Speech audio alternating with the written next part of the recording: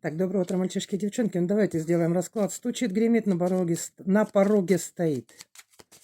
Стучит. Неожиданное любовное письмо. Гремит. Планы в поздней дорожке, связанные с делами. На пороге стоит.